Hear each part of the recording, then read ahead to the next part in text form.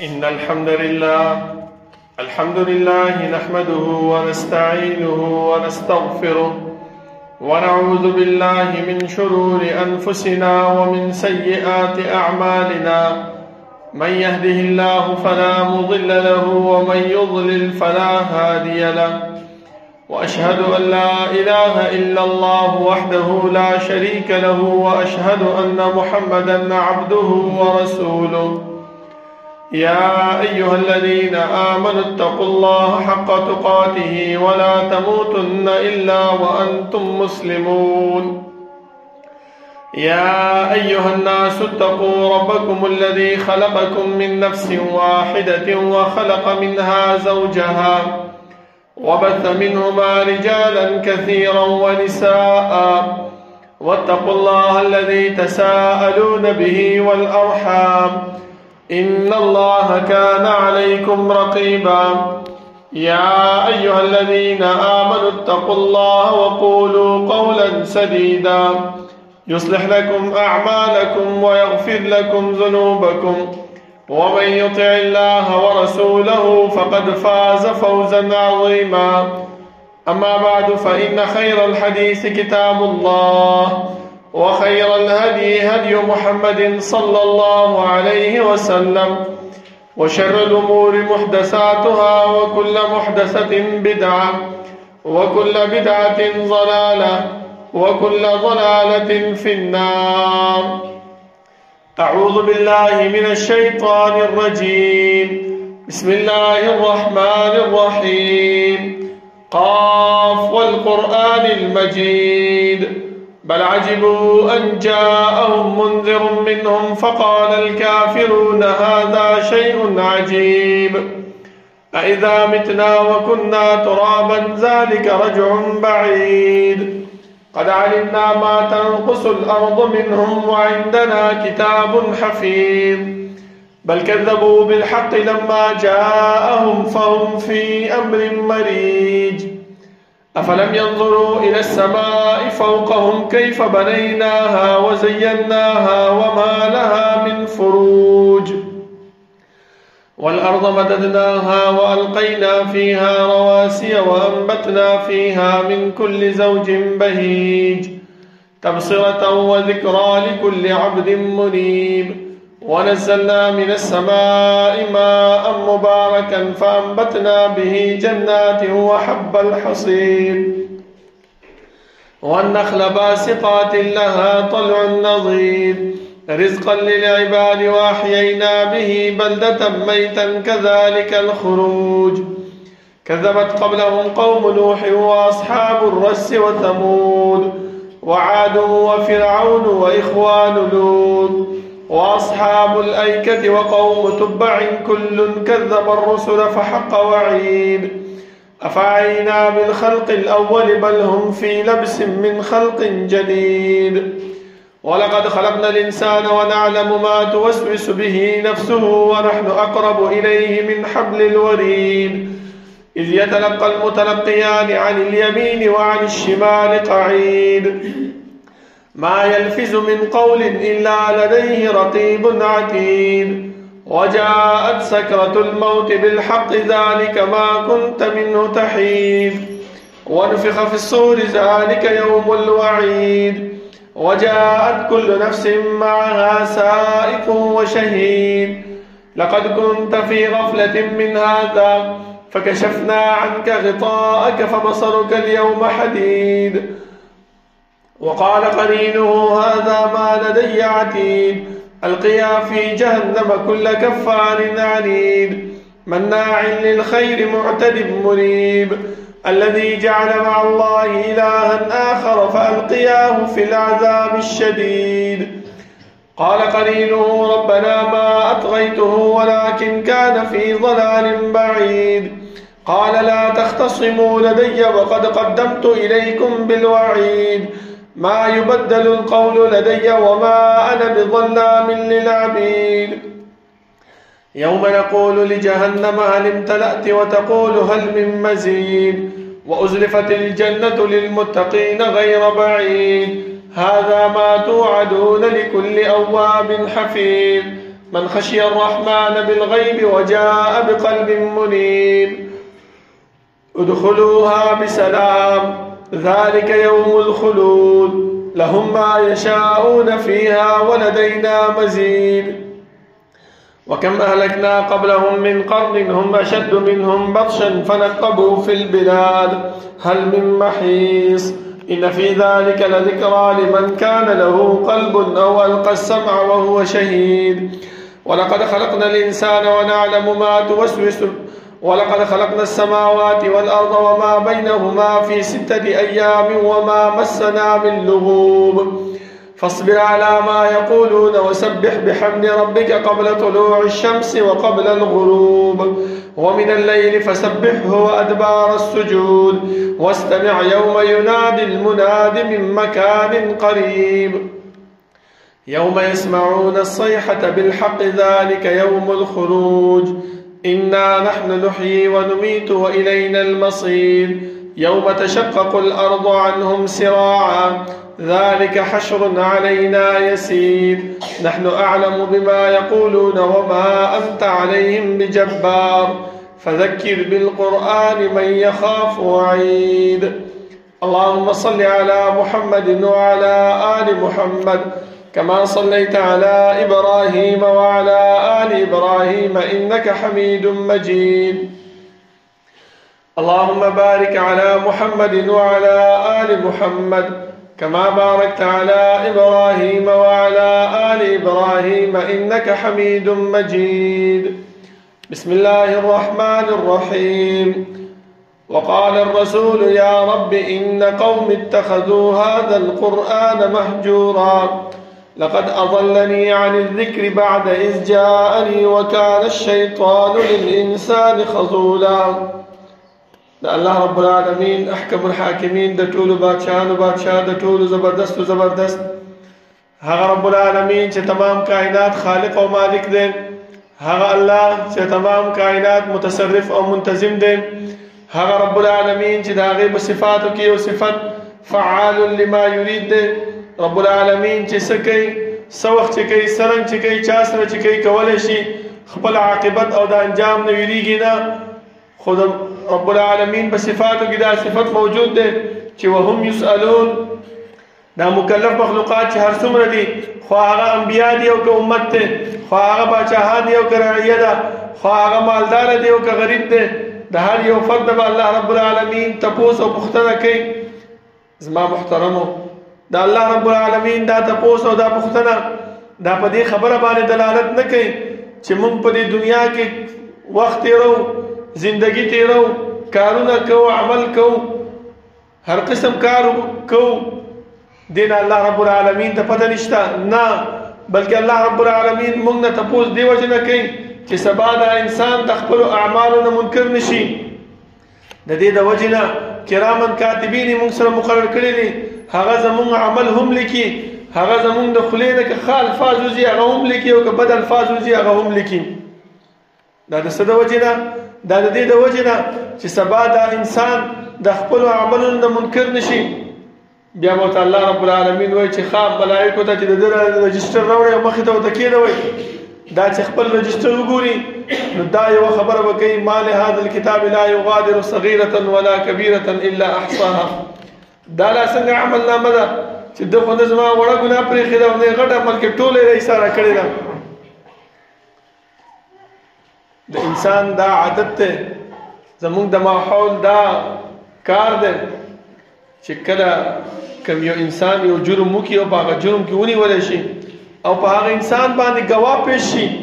دا انسان د هغې ګواه نه انکار کوي چې یاره دا ګواه دروغ وایي دا په سمه لار باندې نه دی ده خو زه سره لیدلی نه یم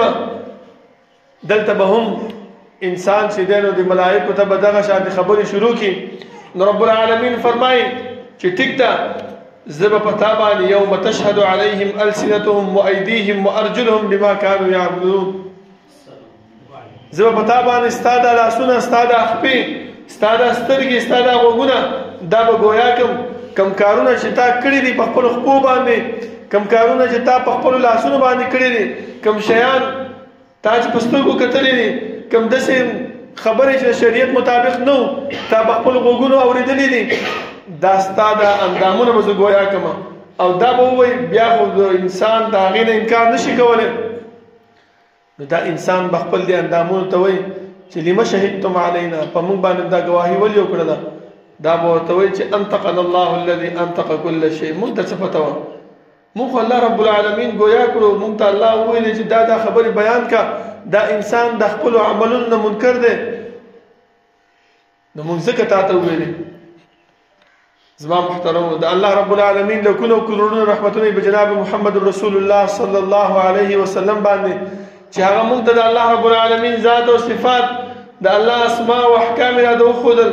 او هغه لارې او هغه طریقې راته وښودلې چې په هغې باندې عمل کولو سره موږ د رب العالمین رضا او جنت حاصلولی شو او هغه لارې او هغه طریقې هم راته وښودلې چې د هغې نه په اجتناب سره موږ د رب العالمین د قهر او د غضب نه بچ کېږو زما محترمو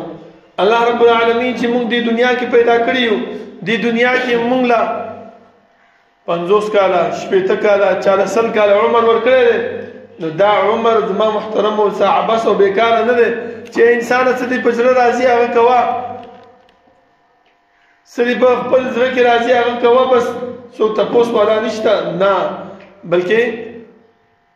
الله رب العالمین به موږ نه تپوس کوي او د دې خبرې د بیان لپاره الله رب العالمین د آدم علیه السلام نه نیولې تر جناب محمد رسول الله صلی الله علیه وسلم پورې انبیاء کرام راولېږل حدیث کې راځي ابو هريره رضی الله عنه رسول الله صلی الله علیه وسلم قال راغه رسول الله صلی الله علیه وسلم ورته فرمایي چې ابو هريره تعالی د یو کلمه نه خیر چې هغه ته ووایي الله رب العالمین به جنت ته به تا بوځي د جنت د تلو ذریعه ده هغه ولې نه د الله رسول او کلمه د شهادت اشهد ان لا اله الا الله واشهد ان محمد رسول الله هغه ورته وایي چې زه دې خلکو د خبر نه ورکوم نو رسول الله صلی الله علیه وسلم وایي چې نه اوس ته مو وایا ولې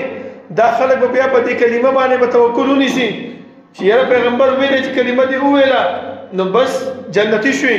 دا منځ کول دا روجې نیول دا زکات ورکول دا حج کول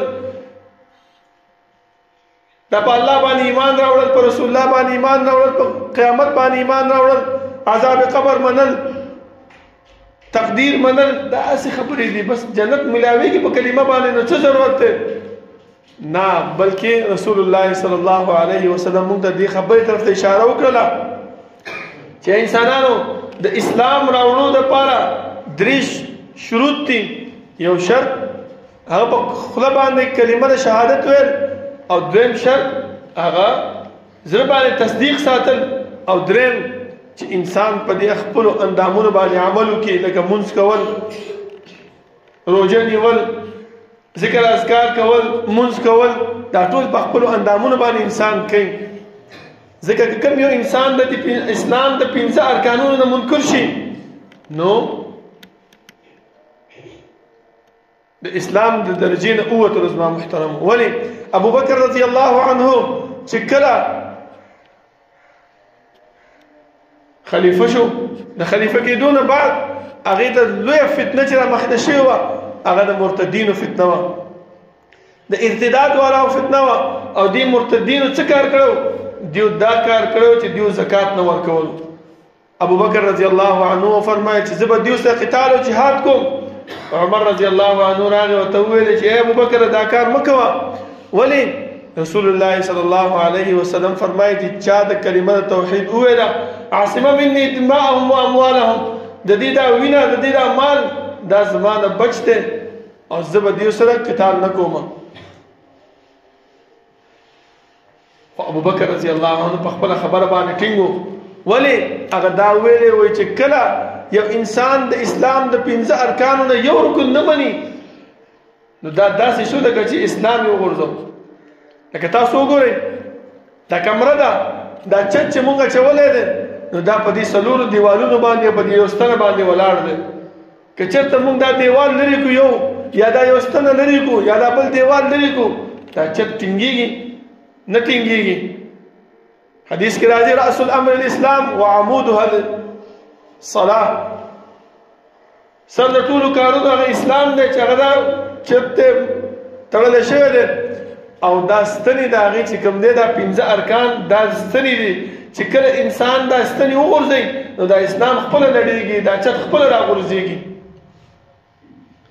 عمر رضی الله عنه په خپله خبره ټینګو خو ابوبکر رضی الله عنه په خپله خبره ټینګو. عمر رضی الله عنه فرمایي چې مال الله رب العالمین په دې مسله باندې زړه کولاو کو چې آو جهاد دی سره پکار دی او ابوبکر رضی الله عنه په خپله خبره باندې دومره کلک ولاړو دا یې فرمایي په الله مې دې قسم وي چې د رسول الله صلی الله علیه وسلم په زمانه کې چې دیو یو پړه د الله په لاره کې صدقه او په زکات کې ورکوه اوس یې نه ورکوي د یو پړي په باره کې به محمد صلی الله علیه وسلم سره جهاد کوم او جنگ به کوم.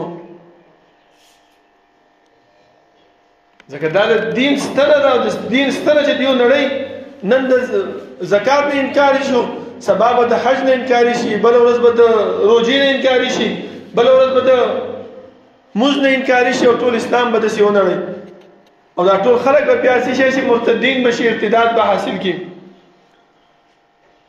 نظام محترمو لوی کار هغه څه شی دی هغه د ارتداد نه ځان ساتل دی او ایمان خپلول دی. اوس دا ایمان څنګه خپلېږي دا زما محترمو د نیک صحبت په وجه باندې دا خپلېږي چې کله انسان کې نیک صحبت وي ملګرتیا یې ښه خلکو سره وي د علماو سره د طلابو سره د علم والاو سره نو هغه ستا د دې عقیدې حفاظت کوي. خو چې کله ستا ملګرتیا د بدو خلکو سره نو هغه ستا د عقیدې حفاظت نه کوي. لکه تاسو وګورئ موږ الله رب العالمین عقیده مسلک توحید عقیده مسلک اهل حدیث ته نصیب کړی ده بیا هم موږ ځو د بدعتیانو سره بیا هم موږ ځو داسې خلکو سره چې هغه زمونږ د مسلک او زمونږ د عقیدې پسې خبرې کوي زمونږ بیخکندي کوي او موږ څه وایو مړه خیر دی مړه هېڅ خبره نشته دی ملګری مې دی یار مې دی دوست مې دی خپلوان مې دی ټیک به شي دا به شي هغه به شي نه بلکې رسول الله صلی الله علیه وسلم فرمایي من رأى منکم منکرا فلیغیره بیده په لاس سره منې کړه چې رو دا کار مه کوه دا صحیح نه ده په دې باندې حدیث دی په دې باندې د الله حکم دی فإن لم يستطع فبلسانه په ژبه باندې ورته ووایه او که دې دواړو طاقت نه لري تا باندې مخکینی کس چې دی زورور دی نو څه وکړه فبقلبه په زړه کې هغه سره چې دی نو بغض وساته حسد وساته بس لاس ملاوه نور دا مه وایه ورځه نور ګپ شپ ورسره مه لګوه داسې تعلق ورسره وساته چې دا نه الله هم خفه نه شي پیغمبر هم خفه نه شي او دا سړی په تا باندې پوه شي چې یاره دا مانه خفه دی خپل د خفګان اظهار هغه ته وکړه چې بیا سبا تا نه هغه تپوس کوي نو چې د خپل د خفګان اظهار ورته وکړي چې او په دې مسله باندې زه تا نه خفه یم تا داسې خبره کړې وه لکه تاسو وګورئ نن سبا د سوشل میډیا زمانه ده زما محترمو هر سړی په دې باندې راځي او دا خبره کوي نه ورته دین معلوم دی نه ورته شریعت معلوم دی نه د الله د کتاب نه خبر دی نه د رسول الله صلی الله علیه وسلم د حدیثو نه خبر دی بس یو دو کتابه یې ویلي ځان نه مفتی جوړ کړی ځان نه مولا جوړ کړی او په سوشل میډیا باندې راشي تقریرونه کوي موږ څه کوو موږ د هغې خلکو دا خبرې چې وورو او دا وګوره که نه څونه ښه خبره کوي زمونږ زړونه هغې طرف ته مائله شي حالان کې دا سړی دا زمونږ د عقیدې ته نقصان رسوونکی وي لکه یو دو مثاله زه تاسو ته درکومه الله رب العالمین په سورة زاریات کې دا آیات را نازل کړی دی چې وفي انفسکم افلا تبصرون دغه بد صحبت والا مولیان چې کوم دي مونږ ته د دې آیات نه د الله رب العالمین حلولیت ثابتوي چې وګوره رب العالمین ستا په دې نفس کې موجود دی خو تا ته پته نه لګي ستا دا سترګې ستا دا دل و دماغ هغه نه راوچتوي نه تسلیموي حالانکې مونږ چې دا مخکې وروستو آیاتونه ټول وګورو اول الله رب العالمین د جنتیانو تذکره کوي بیا دا جنتیانو ته فرمایي چې جنتیانو نور خو پرېږدوه خپل ځان ته وګوره چې الله رب العالمین څومره قدرت ستا په دې ځان کې دی سترګې درکړې دي، غوږونه درکړې دي، شونډې درکړې دي، ژبه درکړې ده، دا لاسونه درکړې دي، دا خپې درکړې دي، چې کله کوم انسان دا غوږ کار نه کوي. تاسو وګورئ څونه غټ غټ ډاکټرانو پسې ځي، دا آله لګوي، دا آله که په 50 سره ملاویږي، که په 1 لک ملاویږي، که په 10 لکه ملاویږي، خو دا آله اخلي خپل غوږ کې لګوي. ولې؟ دا څه دپاره زما محترمو؟ دا د الله رب العالمین هغه نعمت دی چې زما په دې جسم کې، هغه قدرت دی چې زما په دې جسم کې اچولی دی. دا مولیان موږ ته څه وایي؟ وایي نه که نه الله په تا کې موجود دی. حلولیت عقیده راته ښایي. ګوره آیات هم پیش کوي، خو د دې آیات ترجمه موږ ته غلط کوي. زما غوندې امي، زما غوندې یو کم علمه سړی هغه راشي او ته وایي چې وګوره که نه قرآن آیات یې پیش کړو، داسې وکړو، هغسې وکړو. بل ځای کې فرمایي چې وهو معکم اینما کنتم، دا الله تاسو سره کوم ځای کې تاسو یې. او په حدیثو کې څنګه غلط صحبت او د غلط ملګرتیا انجام احادیثونه څنګه اخلي. دغه مولیان دي زما محترمو ځان ته مفتیان وایي، ځان ته علما وایي، خو د رسول الله صلی الله علیه وسلم د احکاماتو، د اوامرو، د نواهیو دومره خلاف کوي او بیا علی الاعلان په جماعت کې ناست دی، مجموعه ته راغونډه درس ورکوي او په هغې کې د هغې د احکاماتو خلاف ورزي کوي. تاسو وګورئ زه یو مثال لنډ تاسو ته در کوم چې دا د رفع په مانځه کې دا د رسول الله صلی الله علیه وسلم نه په صحیح حدیث کې ثابت دي. بخاری، امام بخاری رحمه الله خپل په مسند کې، خپل په صحیح البخاری کې دا حدیث راوړی دی. ابن عمر رضی الله عنه نه روایت دی، هغه دغه خبره کوي چې کله به رسول الله مانځه ته ودرېدو نو لاسونه به اوچت کړل، چې کله به رکوع ته کوزېدو، رکوع نه به چې پاسېدو، یا چې دی نو د اوله تحیاتو نه 3 رکعاته پاسېدو، دې وخت کې به دا خلک څه وایي مونږ ته؟ وایي ګوره که زه منم چې رفع الیدین شته، خو لیکن هغه د رسول الله صلی الله علیه وسلم د زندګۍ اول حالاتو په دې اخرنی حالات کې مسند ابي عوانه تاسو وګورئ، همدغه صحابي دی. وایي رسول الله صلی الله علیه وسلم په اخرنی وخت کې رفع الیدین پرېښي دي. زما محترمو د احادیثو علم دا ډېر یو درون علم دی، دا ډېر یو اوچت علم دی. ټیک د حدیث به وي، لیکن د حدیث صحیحوالی، د حدیث حسنوالی، علماو چې کوم حدیث باندې عمل ویل دی هغه حدیث مرتبه کتل پکار دي. ولې دغه حدیث چې د رفع الیدین د کېدو حدیث امام بخاری رحمه الله چې ټول علما په دې خبر باندې متفق دي چې د قرآن کریم نه بعد صحیح البخاری او صحیح المسلم دا د الله رب العالمین د رسول الله صلی الله علیه وسلم صحیح اسناد دي او صحیح حدیث دي. ولې هغه دې علما ولې په خپل کتاب کې دغه حدیث نه راوړلو؟ خبره په دې کې دا ده چې خامخا هغه حدیث به څه شي وي؟ ضعیف وي. مونږ ته الله رب العالمین په قرآن کې همدغه خبره کوي چې وقال الرسول یا رب ان قوم اتخذوا هذا القرآن مهجورا. الله قیامت په ورځ به رسول الله صلی الله علیه وسلم فرمایي چې الله دیو ته ما قرآن ورکړو، دیو ته ما حدیث ورکړو، دیو ته زما سیرت مطالعه کېدو، زما سیرت ورته بیانېدو، خو دیو زما په سیرت کې، زما په احادیثو کې به چون چرا کوله، اخوا دېخوا خبرې به یې کولې چې نه دا داسې دی او نه دا هغسې دی. بل مثال زه تاسو ته در کوم، همدغه د رفع الیدین حدیث ته زما محترمو دا مونږ ته د غلط صحبت والا مولیان څه فرمایي، دا راته وایي چې وګوره که نه چا ویلې چې مونږ د رفع الیدین د حدیث نه انکار کوو،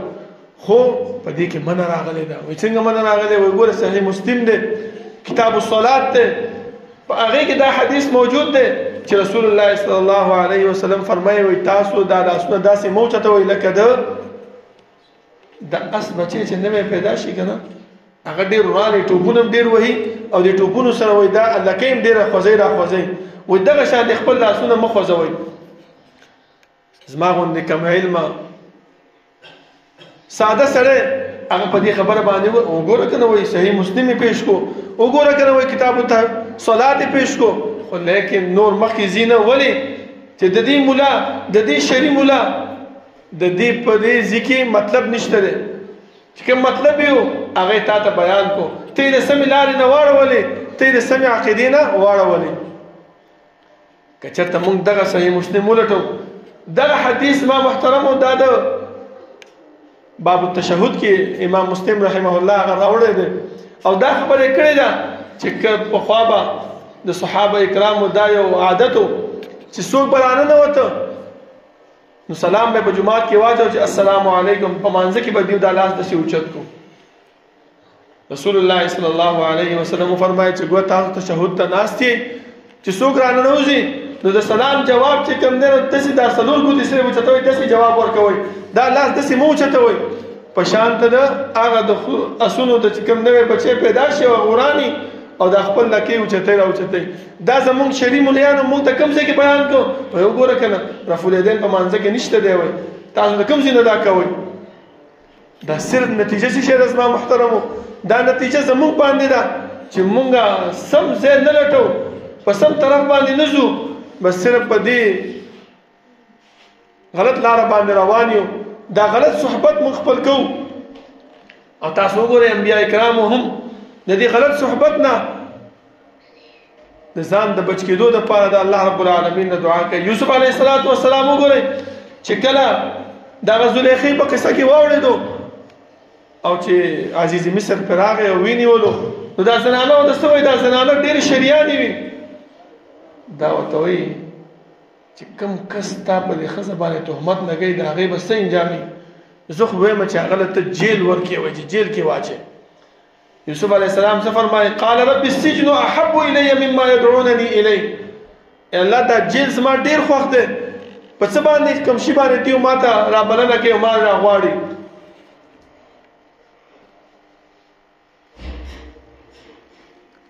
د غلط طرف نه د غلط ملګرتیا نه ورنه عزیز مصر کور دی د باچا کور دی بنګله ده ولې هغه ځای خوښ نه و چې جیل ته تلو خو په دې په عزیز مصر په بنګله کې په دې کې چې دی نو شریان موجود و غلط صحبت موجود و او هغه جیل چې و نو په هغې کې غلط صحبت نه و دلته که پاتې شوی د عقیدې خطره هم وه دلته که پاتې شوی د ایمان خطره هم وه هلته عقیده م الله بچه کړه او دغه مو شو چې کله صحیح صحبت اختیار کو الله رب العالمین څه کو باچا ترې جوړ کو الله رب العالمین د باچاهۍ په منصب باندې کېنول یوسف علیه السلام نن مونږه که دې غلط صحبت نه ځان بچ کو او صحیح صحبت طرف ته روان شو دې ملیانو نه مونږ ځان وساتو چې کم شریان ملیان دي کم زما عقیدې ته کم زما ایمان ته کم زما اسلام ته کم زما مسلک ته نقصان رسوي د دیو نه مونږ ځان وساتو نو سبا به الله رب العالمین مونږ له هم اوچت مرتبه اوچت مقام راکوي چې هغه جنت دی ګنې نو شیطان خو د الله رب العالمین سره وعده کړی و چې انذرني الی یوم یبعثون مال لږ مهلت راکړي الله ورته چې انک من المنذرین تا ته مهلت درکړی شوی دی بیا ورته شیطان فرمایي الله ته چې الله ثم لآتينهم من بين أيديهم ومن خلفهم وعن أيمانهم وعن شمائلهم ولا تجد أكثرهم شاكرين دې ته به زه د کس طرف نه هم راځم د ښي طرف نه به هم راځم مخې نه به هم راځم د شا نه به هم راځم هر طرف نه به وله راځم او دا به ګمراه کوم ته به دیو کې شکرګزار موندنه کې په دې خبره باندې ډېر د الله رب العالمین شکریا ادا کول پکار دي ډېر د الله رب العالمین حمد او ثنا بیانول پکار دي چې رب العالمین موږ له دا ښکلی مسلک دا ښکلی عقیده را نصیب کړې ده چې د دې شریانو د دې فتنهګرو ملیانو نه موږ بچ شوي یو بل مثال زه تاسو ته در کوم زما محترمو چې دا ملیان موږ د څه وایي نن سبا یو مناظره شوې ده د استشفاع بقبر النبي صلی الله علیه وسلم باندې و چې کله تاسو د رسول الله صلی الله علیه وسلم قبر د مدینې ته لاړ شئ عمرې ته حج ته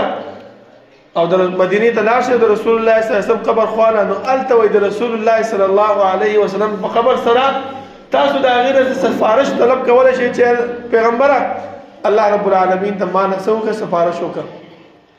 تاسو وګورئ دغه د غلط صحبت ملیان دغه شریان ملیان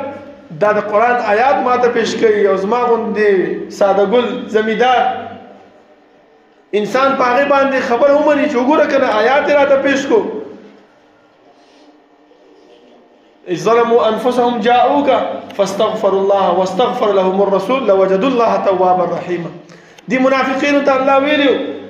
چې ګور تاسو دا ظلمونه کوي زیاته کوي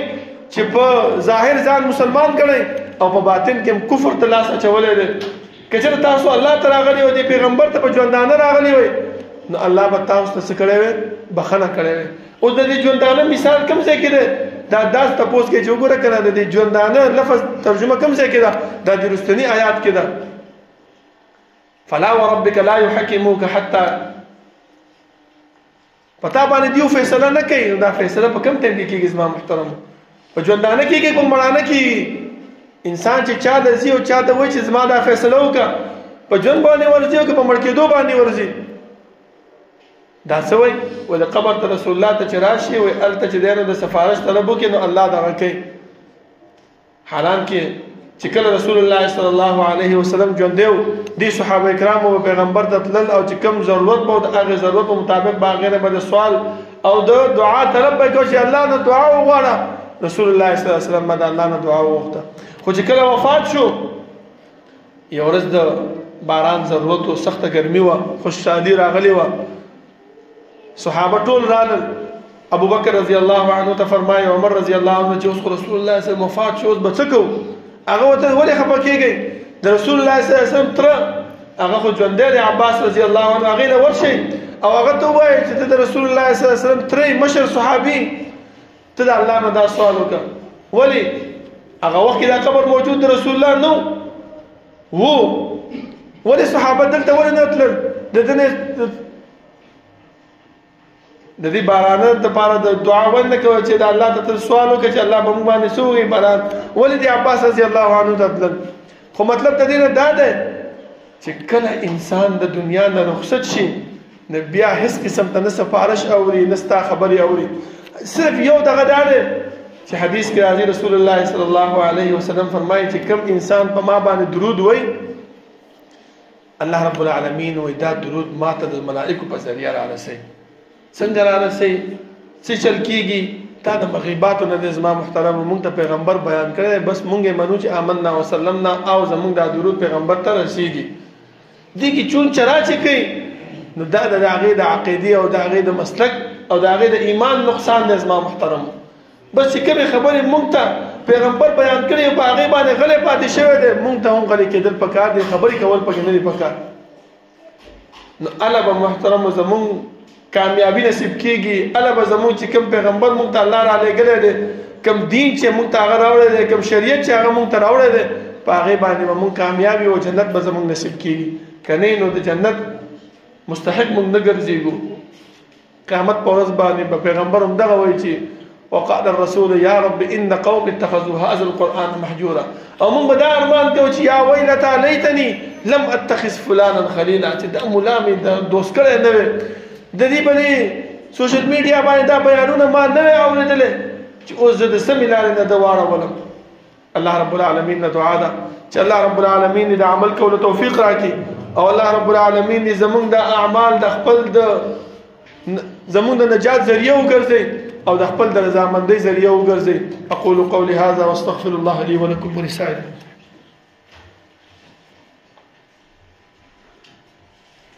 إن الحمد لله نحمده ونستعينه ونستغفره ونعوذ بالله من شرور أنفسنا ومن سيئات أعمالنا. من يهده الله فلا مضل له ومن يضلل فلا هادي له. وأشهد أن لا إله إلا الله وحده لا شريك له وأشهد أن محمدا عبده ورسوله. يا أيها الذين آمنوا اتقوا الله حق تقاته ولا تموتن إلا وأنتم مسلمون. يا أيها الناس اتقوا ربكم الذي خلقكم من نفس واحدة وخلق منها زوجها وبث منهما رجالا كثيرا ونساء واتقوا الله الذي تساءلون به والأرحام إن الله كان عليكم رقيبا. يا أيها الذين آمنوا اتقوا الله وقولوا قولا سديدا يصلح لكم أعمالكم ويغفر لكم ذنوبكم ومن يطع الله ورسوله فقد فاز فوزا عظيما. أما بعد فإن خير الحديث كتاب الله وخير الهدي هدي محمد صلى الله عليه وسلم وشر الأمور محدثاتها وكل محدثة بدعة وكل بدعة ضلالة وكل ضلالة في النار. بسم الله الرحمن الرحيم. يا أيها الذين آمنوا اتقوا الله وكونوا مع الصادقين. زما محترمو، الله رب العالمین مونږ ته په دې آیات کې هم دغه خبره کوي چې ایمان والو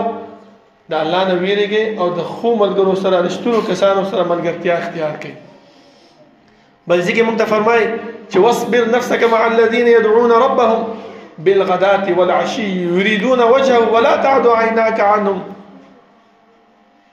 ته صبر وکړه د هغه خلکو سره، ملګرتیا وکړه د هغه خلکو سره